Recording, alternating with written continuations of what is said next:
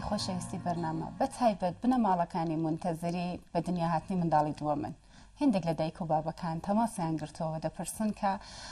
بە هاتنی منداڵی تازە ئەمە چۆن ڕەفتارێ بکەین ئەلبەتەکە زۆر چاکە خوددا چاکە بۆ ئەو دایک و بابانە بکە کە سوالێ دەکەن دایک و باپایە کە سوالیش ناکەن و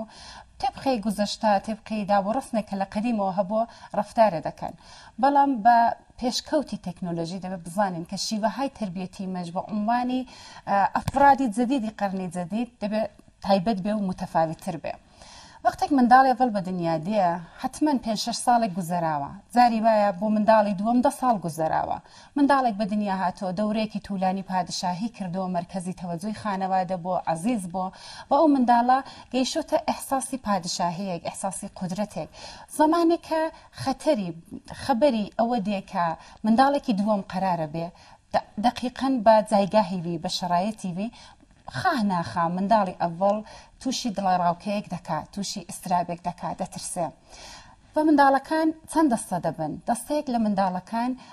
بروزی دەدەن هەمانە کە منداڵە شەدیدەن پەرخاشگەری دەکات دەگری ناڕەحەت دەبێ و دایک و بابە سەی دەکەن بە جومەلاتێک کە دوای شەڕی پێ دەکەین منداڵی ئارام بکەنەوە و هێندێک لە منداڵەکان خۆیان موافقی جەمع نیشان دەدەن چونکە ئەو ئسترابیان هەیە نەکا مخالیفتکردنی من بێتە باعثی بێ کە هەتا ئەمن لە ماڵەکەی دەرکەن باوەڕ فەرمونون ئەو تەفەکوراتە لە زەهنی منداڵدا شکڵ دەگرێ فکر مەکەن منداڵە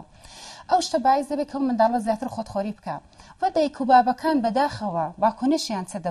دەقیبال هەمچین شەراتێکدا بە منداڵی دەڵێن کە ئەومان ئەسڵەن خۆش نابێ هەرە تۆمان خۆش دەبێ ئەسڵەن ئەومان پێ جوان نییە هەر ئەتۆ جوانی منداڵە هێندێک ئارام دەبێ بەڵام بە مروری زەمان کە منداڵە باردی کوڕی خانەوادە دەبێ ئیتفاقاً بەڕاکە زۆریان خۆش دەبێ هەموو تەوەجوهەکان ئیڤەیە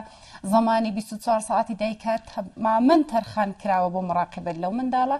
دە زەهنی منداڵەدا ئەدەمێکی تەعادولی شەناختی بە وجود دێ قسەی دایک و بابە و ڕەفتاری دایک و بابێکری ناگرنەوە پس دێرەدا درۆ دەگەڵە مندەکان پس فکری من دروست بوو کە دەمکوت ئەمنیا خۆش ناوێ فکری من دروستە کە بە مرور ئەمن فڕێ دەدەن و زۆر سەناریۆی تاڵتر کە لە زەهنی چکۆلەی منداڵەدا شکڵ دەگرێ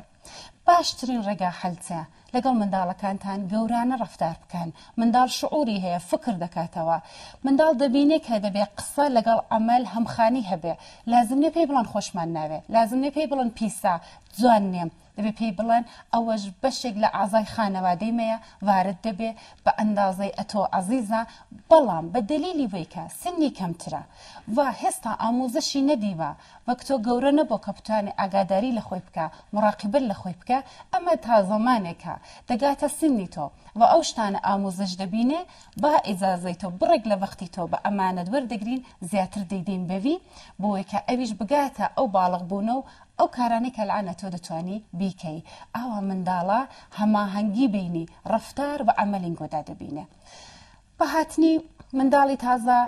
زۆر جار مشکلاتێک کە دێتە گۆڕێ بۆ نوع ڕەفتارە زۆر ڕاحەت دەتوان ئەو مشکلاتە بە تۆری کامیل خلاصکەن ئارەزوی شادی و ئارامیش بۆ هەموو بنەماڵەکان دەکەم بە لێرە ڕاتەبریک بۆ دایک و بابانە دەڵم کە منتەزری منداڵی دووەمیە سێومیانن ڕۆژ و ڕۆژگارتان بەخۆشی تێپەڕ بێ